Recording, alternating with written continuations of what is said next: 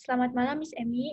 Kami akan mempresentasikan penolakan Omnibus Law Klaster Tenaga Kerja oleh Tenaga Kerja Indonesia guna untuk memenuhi tugas ujian akhir semester Global Political Economy. Kelompok kami berisikan Andini Kirahmadi Agusta, Kalista Salsabila, dan Nurrahmalia Aini.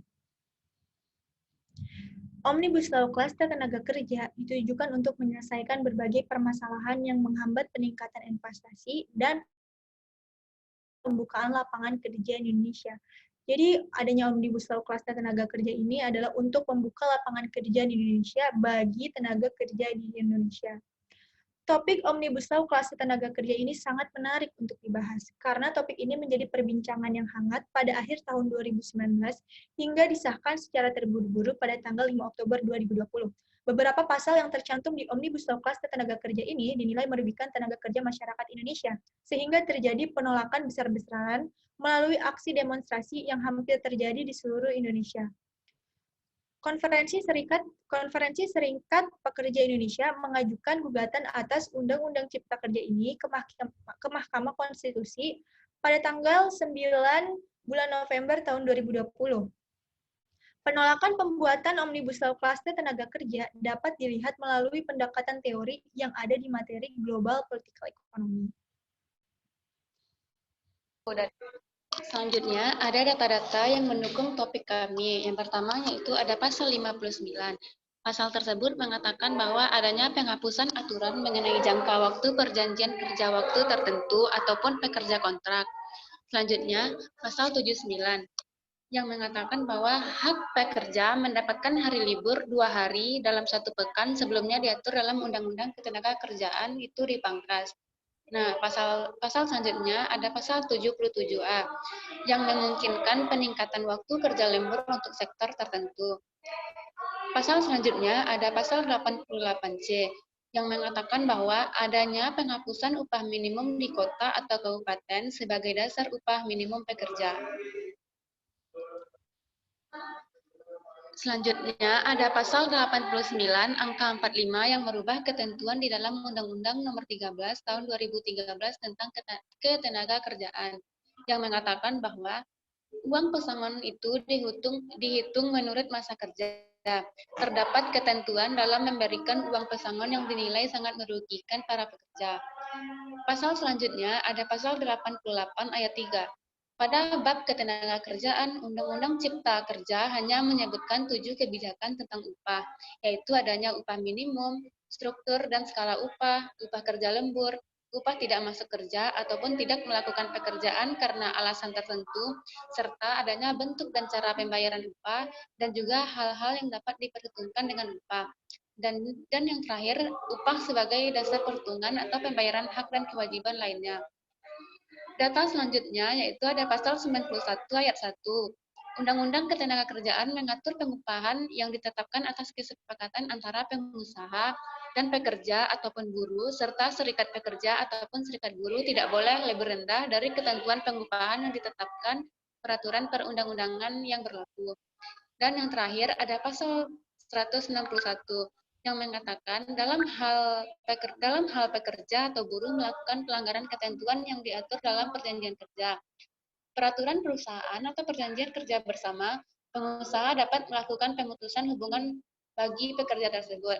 Dan kemudian pekerja tersebut diberikan surat peringatan pertama, kedua, serta adanya surat peringatan yang terakhir secara berturut-turut.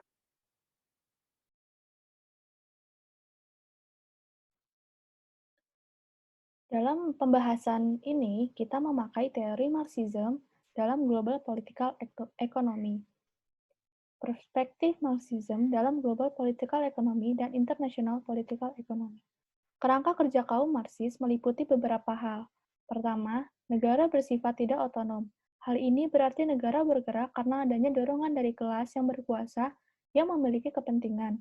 Bagi negara kapitalis, kelas yang berkuasa dan memiliki kepentingan tersebut adalah kaum burjois. Marxisme juga menganggap bahwa perjuangan antar negara dan peperangan seharusnya berkaca pada persaingan ekonomi di antara negara-negara tersebut. Kedua, kapitalisme merupakan suatu sistem ekonomi yang sifatnya ekspansif, yakni selalu mencari peluang dengan terus-menerus membuka pasar membuka pasar baru yang lebih dalam hal memberikan keuntungan, kelas dan konflik yang tidak terbatas pada negara-negara dan terus-menerus meluas dalam gelombang kapitalisme. Memberikan pandangan bagi Marxisme bahwa sejarah EPI merupakan sejarah tersebarnya kapitalisme ke seluruh dunia. Selanjutnya, Hubungan teori dengan case study. Dalam pendekatan IPE atau GPE, terdapat 3 asumsi utama, yaitu 1. Historical process of change in societies and at the global level reflect different modes of economic development and wealth accumulation. Yang kedua, capitalism is the main driving force in GPE. Yang ketiga, capitalist process induce class conflict between the owners and the managers of economic wealth, who from the ruling elites and the workers who are the subordinate and exploit class. Dalam pembahasan kali ini, kita memfokuskan pada capitalism is the main driving force in GPE. Kapitalis yang paling berpengaruh di dalam GPE. Karena kapitalisme ini dianggap sesuatu yang sangat buruk, karena dalam teori ini menyebutkan yang kaya seperti pengusaha dan pemilik modal bisa mengekspansi lebih besar modalnya, sedangkan yang buruh akan terus menjadi buruh miskin. Jika menganalisa tentang Omnibus Law, buruh akan selalu menolak, karena Omnibus Law asumsinya adalah market-driven, yang mana Omnibus Law ini lebih mendukung kepentingan pasar, yang mana memberikan keuntungan yang besar pada para penguasa atau kapitalis semata. Hal ini akan berefek buruk kepada para buruh. Maka dari itu, para buruh merasa dirugikan karena hak-haknya ditindas oleh Undang-Undang Omnibus Law ini. Sedangkan para penguasa yang sangat setuju undang-undang ini disahkan akan sangat menguntungkan bagi mereka. Menurut perspektif GPE, hal ini sangat masuk akal. Hal ini terjadi karena pendekatan yang dipakai oleh kedua unsur tersebut berbeda. Pemilik usaha atau kapitalis pasti mementingkan untuk mencari dan mendapatkan profit yang lebih banyak. Sedangkan dalam perspektif buruh, mereka tidak mementingkan perusahaan itu besar atau tidak. Mereka lebih pay attention terhadap kesejahteraan mereka. selanjutnya ada kelemahan teori Marxism. Dalam teori ini, tidak dapat dikatakan bahwa melakukan upaya revolusi melalui reformasi, karena reformasi merupakan realitas dari kondisi ekonomi politik suatu negara. Tetapi sampai saat ini tidak ada perubahan yang signifikan dari kelas buruh. Kehidupan para buruh tersebut masih saja tetap banyak yang belum berubah. Reformasi yang besar belum dapat dijalankan karena para pengusaha, kapitalis, kaum borjuis, dan juga pemegang dan juga orang kaya merupakan pemegang kuasa atas hukum yang ada. Pemerintah juga tidak dapat berbuat banyak karena setiap keputusan yang selalu dipengaruhi oleh orang-orang yang berkuasa ataupun pemilik modal dan juga pemilik perusahaan. Marx mengatakan tidak mungkin melakukan perubahan. Seharusnya merubah kebijakan negara serta membubarkan kapitalis negara. Karena negara yang bisa menentukan cara pembagian. Dalam hal membubarkan kapitalis negara, karena negara lain bisa menentukan cara pembagian. Dalam hal ini, negara merupakan aktornya karena mempunyai legitimasi. Distribusi yang tidak adil serta tidak rata terjadi juga karena ada campur tangannya pemerintah ataupun negara. Oleh sebab itu, negara harus pro kepada kaum proletar, bukannya pro terhadap kaum kapitalis yang dapat melakukan eksploitasi. Kesimpulannya, melihat penolakan besar-besaran yang dilakukan oleh masyarakat Indonesia, khususnya tenaga kerja Indonesia, terhadap Omnibus Law klaster tenaga kerja ini, menggunakan pendekatan teori Marxism merupakan hal yang wajar.